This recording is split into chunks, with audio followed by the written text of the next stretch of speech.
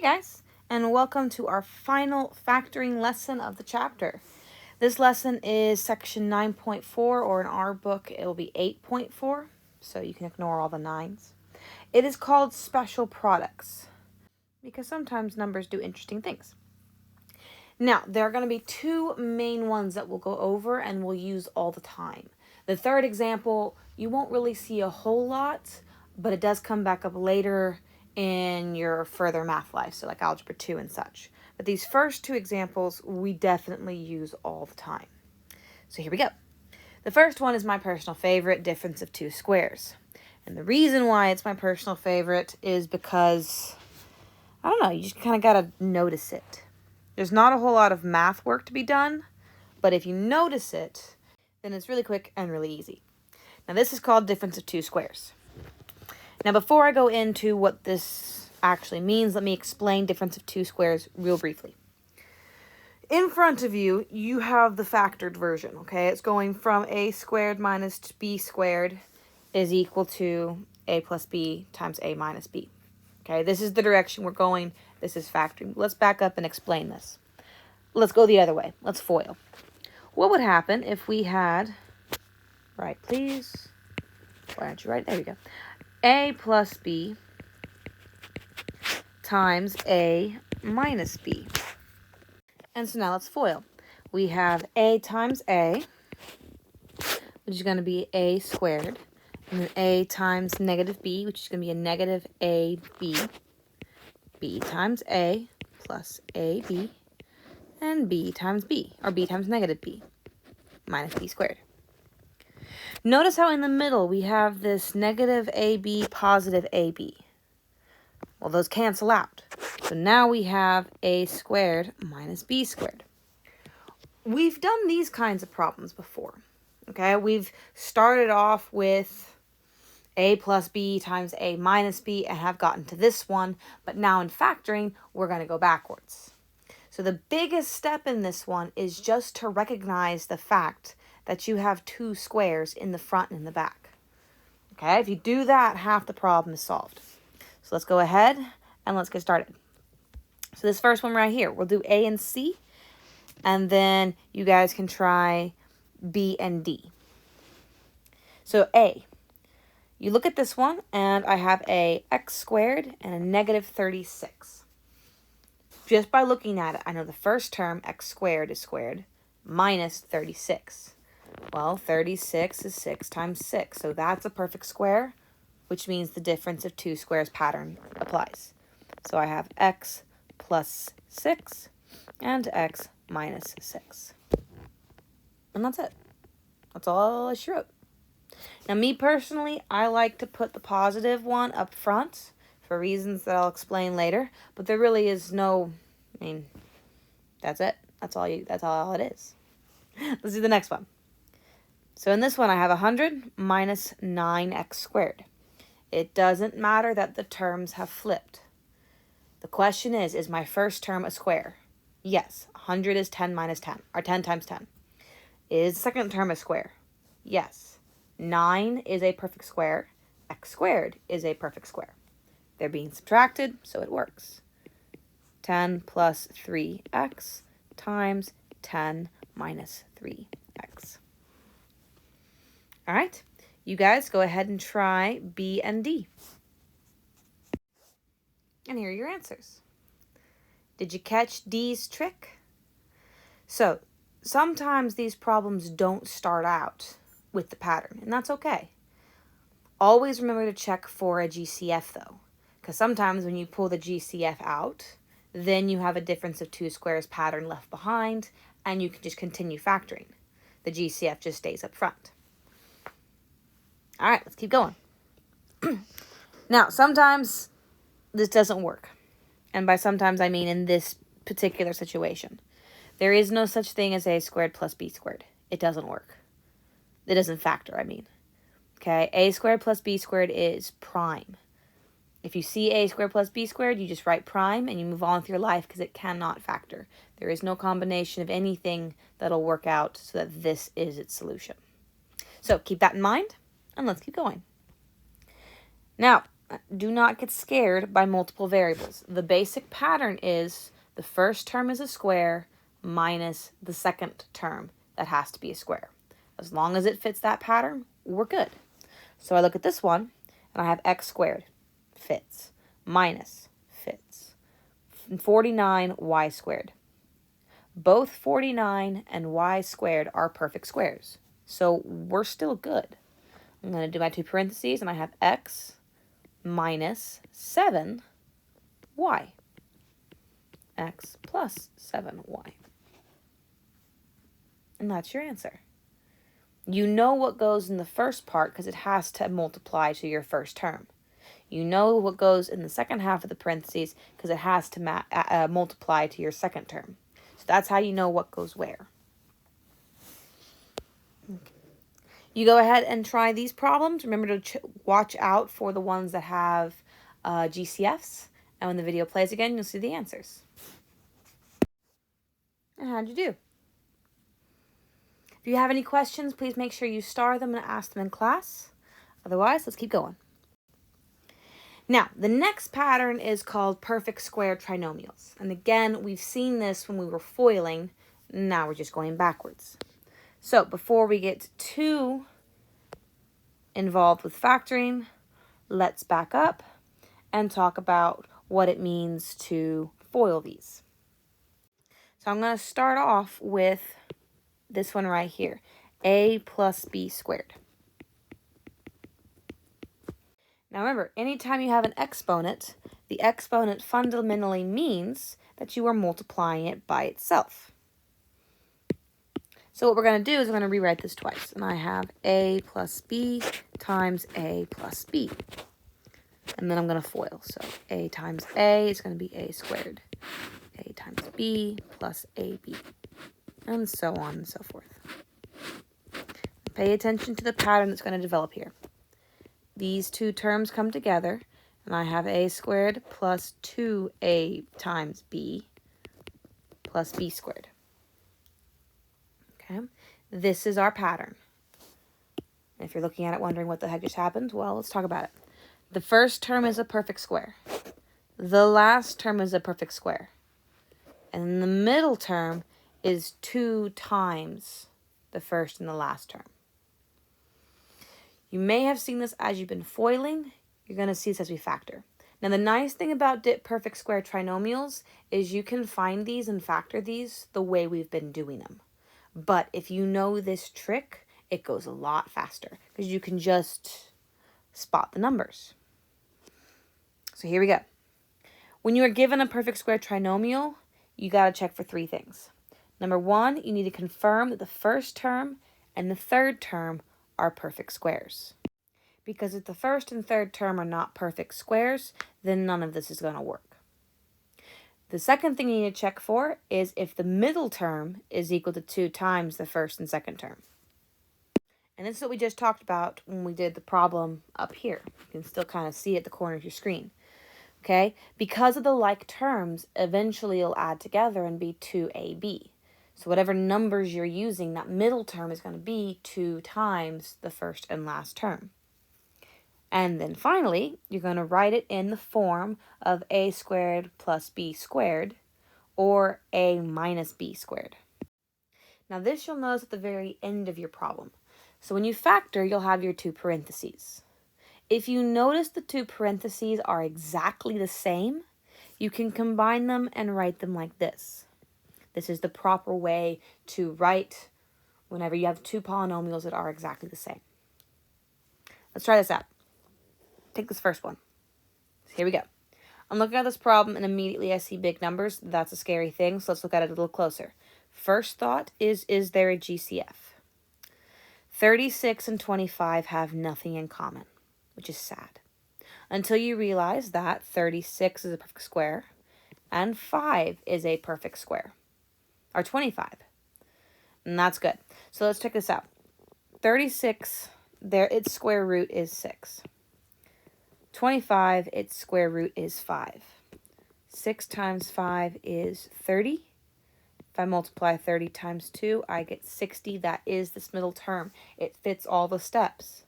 So I can go just to 6x plus 5, 6x plus 5. And there's our answer. Now I know the signs are positive because this is a positive. Okay? The signs of the parentheses will match whatever B's sign is. Let's do another one. Let's do number 2. I'm looking at this. 49 and 4 have nothing in common. I can't pull a GCF out. So I look at it again.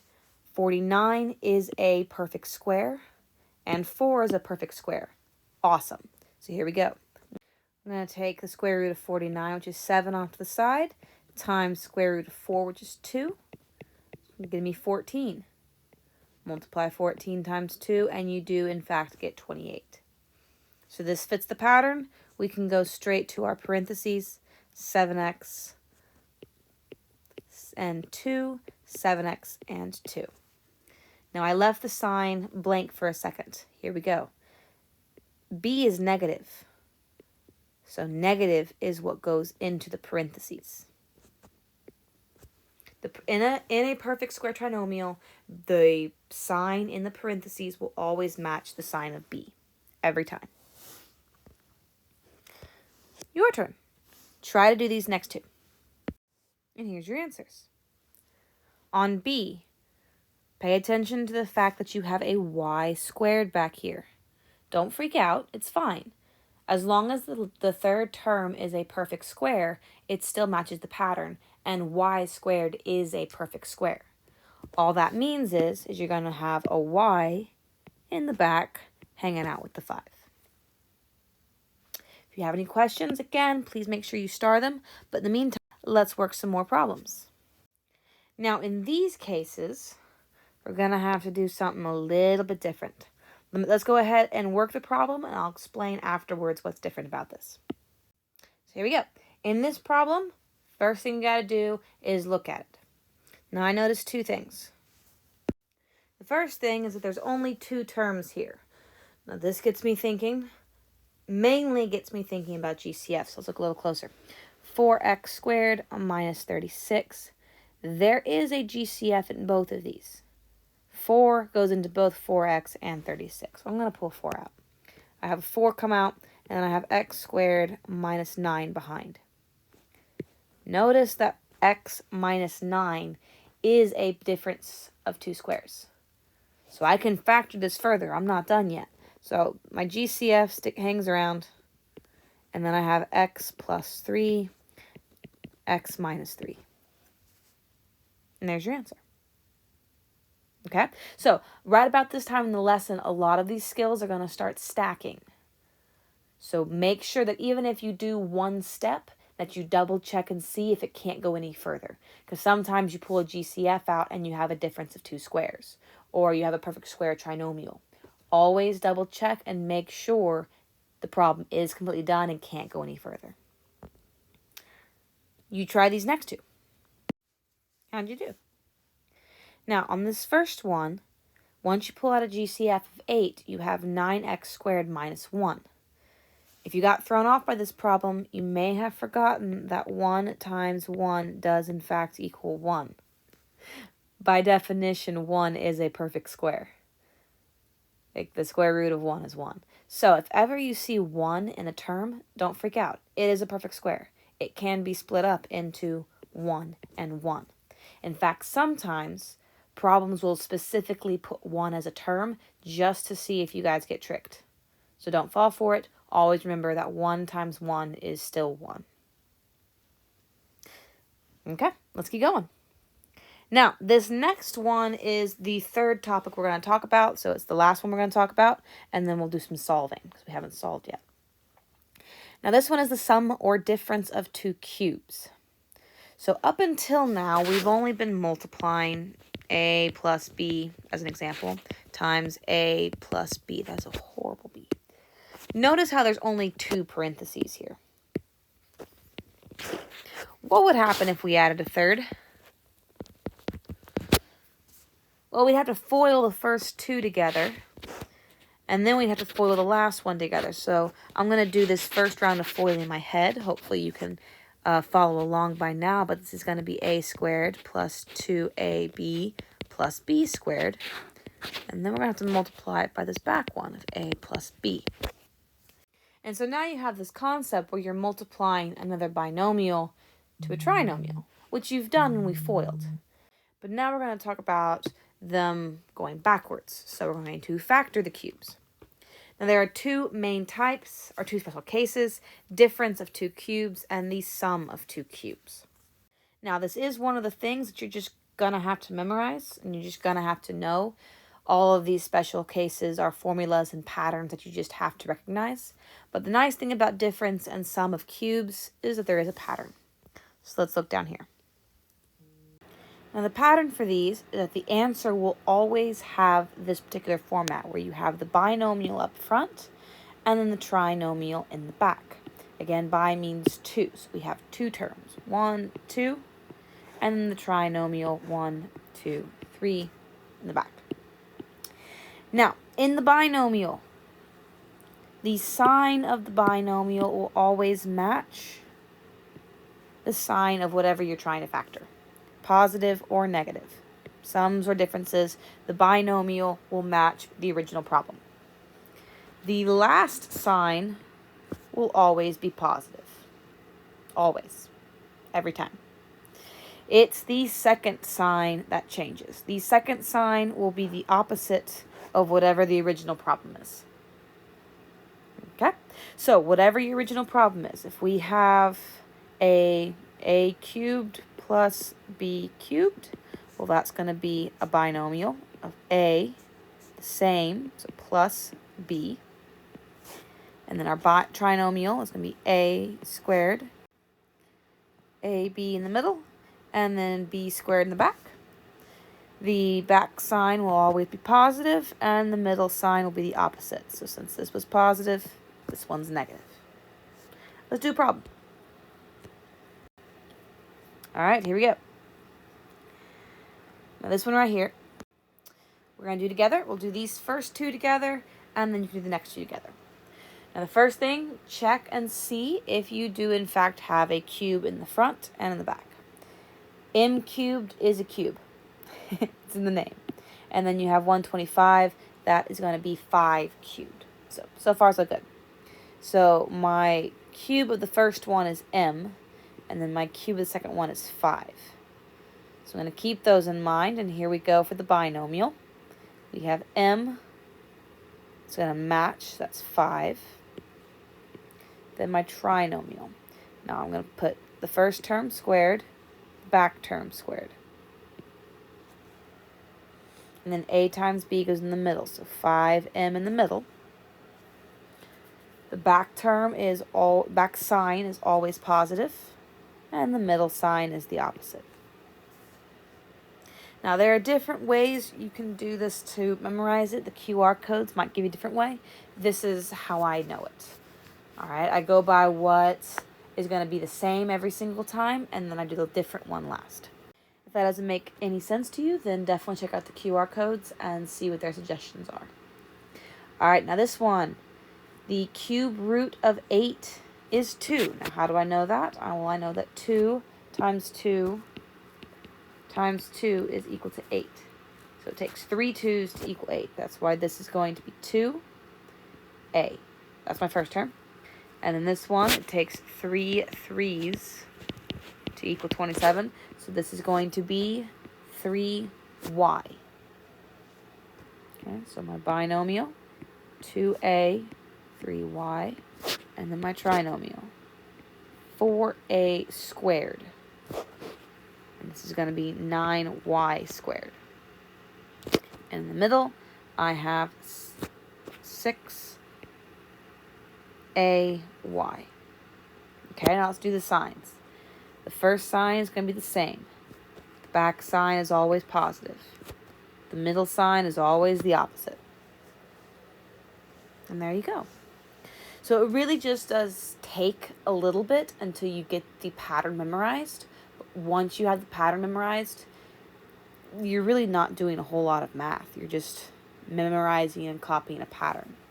In which case, a really good strategy for these is to write down the patterns on your homework, on your quiz, on your test, and that way you always have it right there.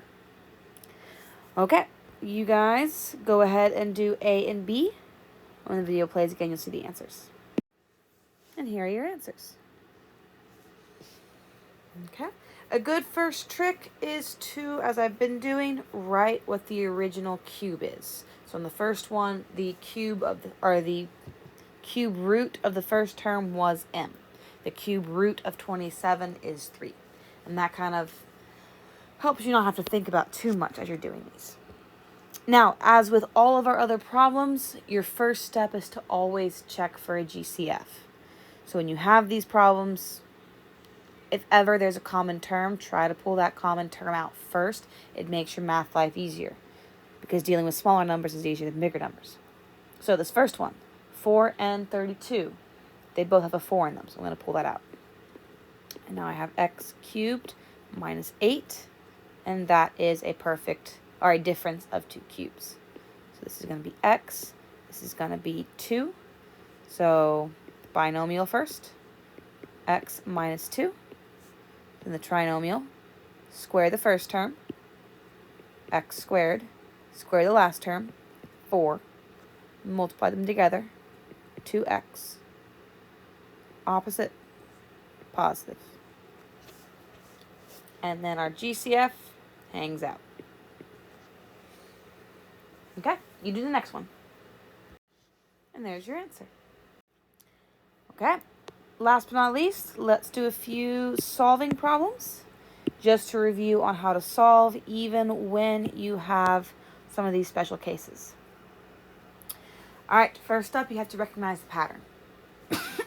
So I look at this one. It's a binomial.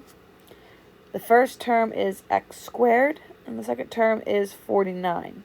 That should instantly remind you of difference of 2 squares, which means you're just going to write your 2 parentheses. And this x goes here, 7, x and 7, plus 7 and minus 7. Now, when you're solving, you're still going to take both parentheses and set them equal to 0 and solve. So x is equal to a negative 7 and x is equal to a positive 7. For B, sometimes you have to rearrange things. So remember, in order to solve, it has to be equal to 0. In order to factor, it has to be equal to 0. So I'm going to subtract 81 from both sides. So now I have 4x squared minus 81 is equal to 0. That's a perfect square in the front and in the back. So I'm going to factor that as 2x plus 9. 2x minus 9 is equal to 0. Then you set both pieces equal to 0.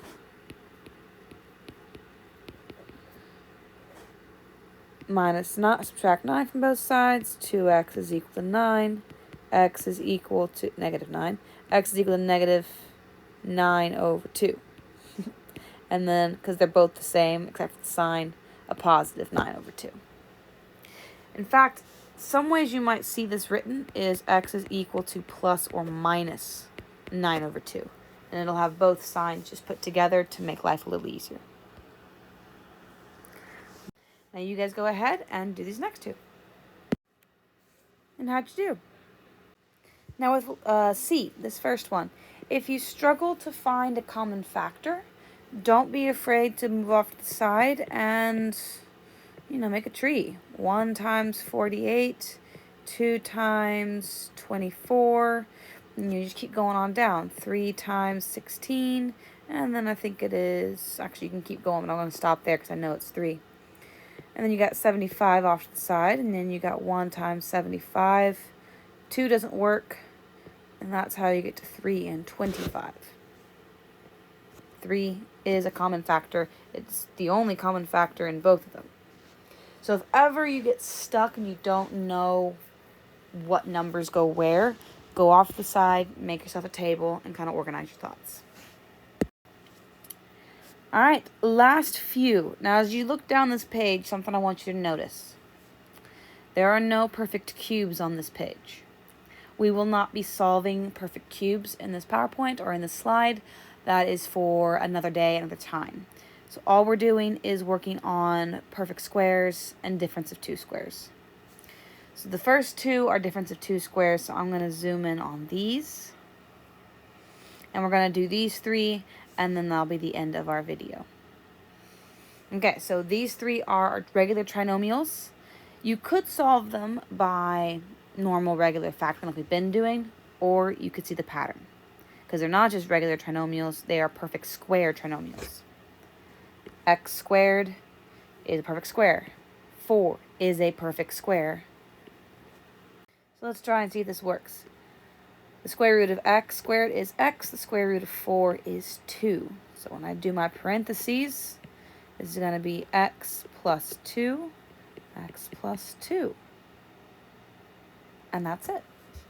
And if you were to FOIL this back out, I'll change color so you can see. This will be x squared plus 2x plus 2x plus 4. These two middle terms do add up to 4x. So we know we factored this correctly. Now let's go ahead and solve. I'll go back to red so you can know this is still the problem. Because this is still equal to 0. Well, whenever we solve, we're going to take each piece with a variable instead of equal to 0. And that'll give us x is equal to a negative 2. And that's our answer. Let's do this bottom one, C, and then you can do B on your own. So with C, my first term is a perfect square. 4x squared is going to be 2x. And then 9 is 3. 2x times 3 is 6. Times 2 is indeed 12. Now it's negative, so that means that both of the parentheses are going to be negative. Now if you want, you can write the patterns down while you do your homework. That'll help you remember things. But if you ever forget, you can always factor these, what we've been doing, and you'll get the same answer. Now this is going to be, since they are both the same, this is going to be x is equal to 3 divided by 2. Okay? You do the next one, and the video plays again, you'll see the answer. Now one thing I want you to notice when you're solving for perfect square trinomials is that you only have the one answer. This is because both of the parentheses are the exact same, so it makes sense. Alright, this is the end of the video. If you have any questions, please let me know. Otherwise, I'll see you next time.